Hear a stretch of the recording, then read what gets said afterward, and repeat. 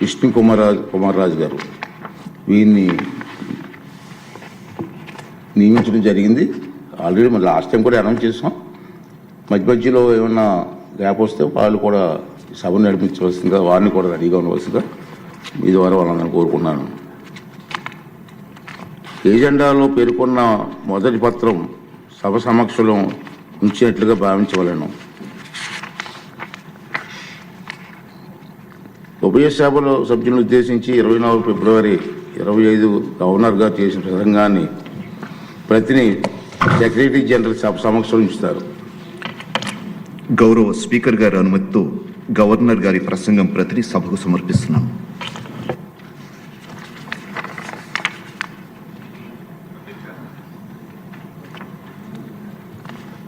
జయసూరి గారు.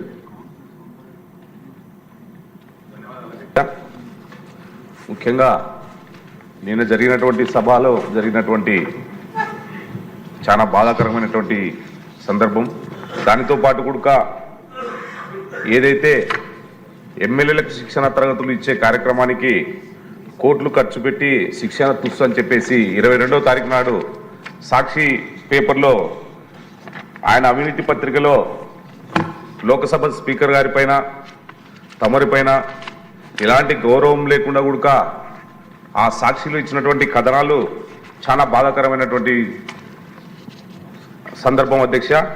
అయితే శిక్షణ తరగతులు జరగకముందే కోట్ల రూపాయల ప్రజాధనాన్ని ఖర్చు పెట్టి ఇక్కడ అసెంబ్లీ ఆవరణంలో టెంట్లేసి ఖర్చు చేశారని చెప్పేసి ఒక తప్పుడు నివేదికలు రాస్తూ రాష్ట్ర ప్రజానికానికంతా కూడా ఆయనకున్నటువంటి కరపత్రమైనటువంటి సాక్షి పేపర్లోను సాక్షి ఛానల్లోనూ తప్పుడు ప్రచారాలు చేస్తూ ప్రజాస్వామ్యంలో సభల పైన ఉన్నటువంటి గౌరవాన్ని అగౌరవపరుస్తూ ఈరోజు జగన్మోహన్ రెడ్డి గారు ఆయన సాక్షి పేపర్ అవలంబిస్తున్నటువంటి విధానాలు చాలా బాధాకరమైనటువంటి విధానాలు అధ్యక్ష. కాబట్టి తప్పనిసరిగా సాక్షి పేపర్ పైన సాక్షి ఛానల్ పైన రూల్ నంబర్ 169 ప్రకారం నేను ప్రివిలేజ్ కమిటీకి కంప్లైంట్ చేస్తున్నాను అధ్యక్ష. దీనిపైన మీరు ఈ ప్రివిలేజ్ కమిటీలో పెట్టి సాక్షి ఛానల్ పైన సాక్షి టీవీ పైన తగు చర్యలు తీసుకోవాలి, గట్టి యాక్షన్ తీసుకొని ప్రజానికానికి చేస్తున్నటువంటి తప్పుడు సమాచారాన్ని అరికట్టి మరొకసారి ఇలాంటి వార్తలు ప్రచురించకుండా చేయాల్సినటువంటి బాధ్యత తమరి పైన ఉందని చెప్పేసి దీన్ని ప్రివిలేజ్ కమిటీకి రెఫర్ చేయవలసిందిగా నేను కోరుచున్నాను అధ్యక్ష. ధన్యవాదాలు అధ్యక్ష. ఓకే అండి, ఈ విషయం కూడా మీరు అందరి దృష్టికి వచ్చి ఉంటుంది. సాక్షి పేపర్లో ఒక హెడ్లైన్స్ వచ్చాయి.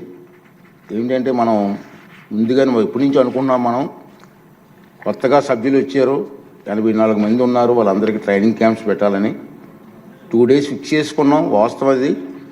నేను కూడా మన వెంకయ్యనాయుడు గారిని అలాగే పార్లమెంటు స్పీకర్ గారిని పిలవాలని డిసైడ్ చేసుకున్నాం. నేను ఢిల్లీ వెళ్ళి వాళ్ళని ఇన్వైట్ చేసాం. రఘురామరాజు గారు నేను వెళ్ళి ఇన్వైట్ చేసాం. వారు ఎంత హ్యాపీ ఫీల్ అయ్యారు. ఫస్ట్ టైం ఈ ప్రమాణం చేస్తున్నారు కాబట్టి నేను స్వయంగా వస్తానని చెప్పి వారు అంగీకరించి డేట్ కూడా ఇచ్చారు.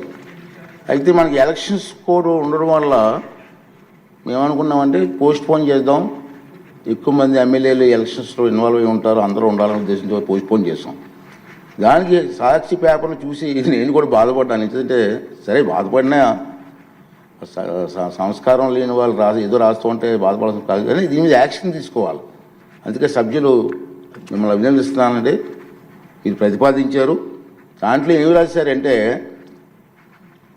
ట్రైనింగ్ క్యాంపులు లేవు, ఏమీ లేవు, కోట్లాది రూపాయలు ఖర్చు అయిపోయింది అన్నారు. కోట్లాది రూపాయలు ఖర్చు అయిపోయింది. అట్లా దుర్వినియోగం చేయిస్తున్నారు. మనం అసలు మీటింగే పెట్టలేదు. మనం కోట్లాది రూపాయలు ఖర్చు అవుతుందండి. ఆఖరికి పార్లమెంటు స్పీకర్ గారు కూడా ఫ్లైట్ టికెట్లు కూడా అతని డబ్బు తీరు కొనుక్కున్నారు. ఇలా ఇష్టం వచ్చినట్టు రాయడం కూడా బాధ అనిపించింది. కానీ మన సభ్యులు గౌరవ సభ్యుల్ని అభినందిస్తానండి. వీళ్ళు లేవనెత్తారు. మీరు లేవనెత్తినటువంటి మీ అభిప్రాయాన్ని నేను కూడా దృష్టిలో పెట్టుకొని తప్పనిసరిగా మీ అభిప్రాయ ప్రకారంగా ఈ విషయాన్ని వెంటనే సభా హక్కుల కమిటీకి నేను రెఫర్ చేస్తున్నాను. సభా హక్కుల కమిటీ ఏ నిర్ణయం తీసుకున్నా ఆ నిర్ణయం ప్రకారంగా వారి మీద చర్య తీసుకోవడం జరుగుతుంది. ఓకే. రెండో విషయం ఏంటంటే సభలోని రాజకీయ పక్షాల బలాబలాలను, ఆంధ్రప్రదేశ్ శాసనసభ నియమాలను, మునుపటి పద్ధతులను, సాంప్రదాయాలను పరిశీలించి అనంతరం గవర్నర్ గారి ప్రసంగానికి ధన్యవాదాలు తెలిపే తీర్మానంపై చర్చకు సుమారు 5 గంటల సమయాన్ని కేటాయించడమైంది.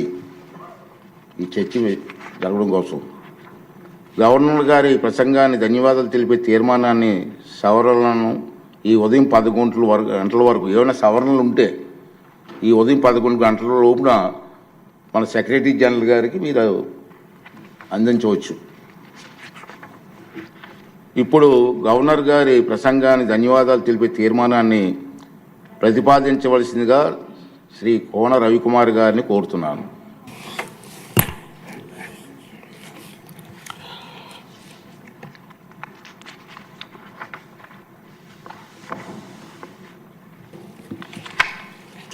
Honorable Speaker, sir, I am proposing the motion of thanks to the Governor's address in the following form.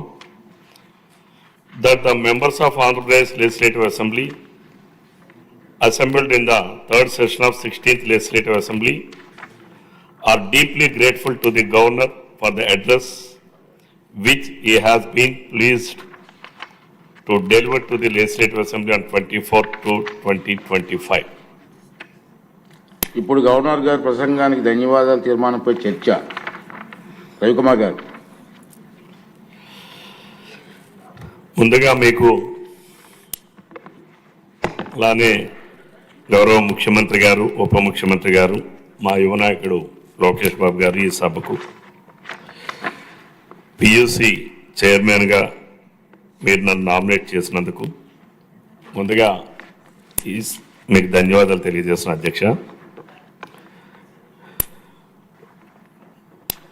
రాజ్యాంగం ద్వారా